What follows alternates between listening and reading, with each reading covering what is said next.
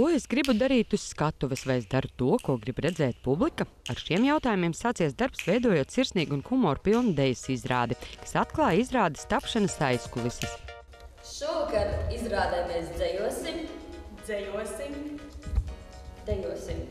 runāsim, klusēsim, skatīsimies vienā punktā, melosim, runāsim, svīdīsim, mobilos telefonus izslēgsim, dziedāsim, cenzēsim, improvizēsim, izmantosim šo brīdi, lai pateiktu paldies kādam tuvam cilvēkam, kurš ir speciāli ieradies uz šo izrādi. Režisora Andreja Jarovaja jauno horeogrāfu Kristīnas Vismanas un Katrīnas Albužas kopdarbs pietiekami labs pirmizrādi piedzīvoja svētdien Ģertrūdes ielas teātrī.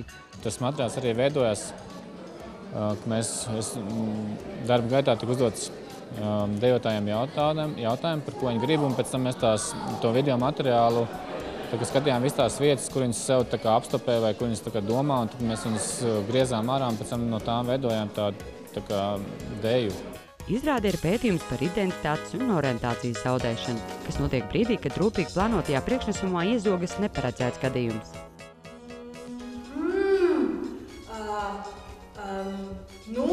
Nu jā. Tā ka nu jā. Nu jā. Apšaubot viennozīmīga vēstījuma, kam jānokļūst pie skatītāja iespējamību, pietiekami labs atklāja paradoksus izrādes un izpildītāja attiecībās. Man nav nejausmas, ko jūs domājat. Es zinu, ko es domāju. Jauna sieviete, viņai nav krāsota matu. Viņa gan noteikti gribētu matus nokrāsot, bet režisors droši vien teikt, ka tai otrai jau ir tumši matu. Un izrādē ir jābūt diviem atšķirīgiem tēliem. Izvirzot dažādas versijas, aktieris meklē iespējas, kā uzrunāt publiku. Klusējot, dejojot, runājot, varbūt atkailinot savu dvēseli, tādējādi izkliedzot patiesību par sevi.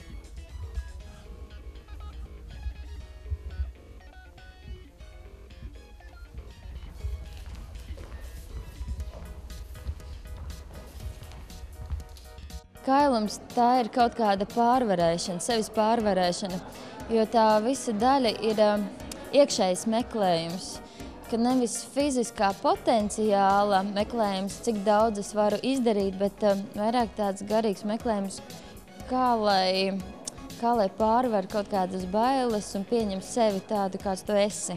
Aina ar kailumu nekādā ziņā nav šokējoša. Viņa tur arī neatrodas tāpēc, lai kaut ko šokētu.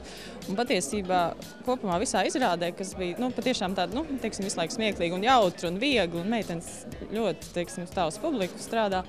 Un tā bija pirmā vieta, kur tā izrāde kļuva nopietna. Un tas ļoti izmainīja to noskaņojumu. Aktrises runā par satraukumu, kāds pārņem aktieru uzkāpjot uz skatuves, mudina tuvāk aplūkot trīcošās rokas un kājas, taču balss aktierim neiedrebas. Man ir daudz talantu, tāpēc es arī varu būt aktrise. Izrādās, ka runāt ir grūti. Jā, tā arī. Tā jau, man liekas, viss skatoties. Mēs skatāmies izrādi, kur ir aktieri. Nu jā, viņš ir savā tēlā, viņam sanāk easy. Mēs dejojam, viņiem sanāk, easy ir arī dejot, bet tā nav. Šī izrāde ļoti, līdzīgi kā pārējās, ir ļoti, varētu teikt, jutekliski taisīt. Un arī ietver dažus jautājumus par dejas izrāžu kā tādu jēgu. Laikmetīgās dejas izrādes laikā tiek nojauktas robežas starp aktieru un skatītāju. Ar kustību, ritmu un vārdu var ieraudzīt skatuviskā procesa abas puses, gan to, ko redz, gan to, ko neredz skatītāji. Saiva Luste, Andris Damburs, Labvakar Latvijā.